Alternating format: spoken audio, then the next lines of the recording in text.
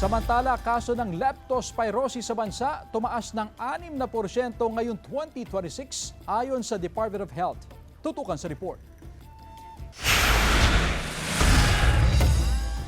Sa datos ng Department of Health mula January 4 hanggang June 6, 2026, nasa 2,177 na ang kaso ng leptospirosis na naitatala sa bansa. Mas mataas ito ng 6% kumpara sa datos ng parehong panahon noong nakaraang taon. Karamihan sa mga tinatamaan ay mga magsasaka. Contrary doon sa popular na akala na sa tubig baha lamang ito makukuha, ito rin po ay maaaring makuha sa kahit na anong tubig na infected po ng ihi ng daga. Since ang ating pong mga sakahan ay maaaring mayroong mga infected na daga, maaari din pong magkaroon ng mga tubig na meron pong leptospirosis. Si Tatay Victor, aminadong paminsan-minsan lang nakapagsusuot ng bota tuwing nasa bukid. Pagka ganyan, inuugasan lang ng malinis na tubig at saka binabanlawan ng alcohol. Pag gumagamit ka ng bota, sir, ginagawa niyo rin ito pa.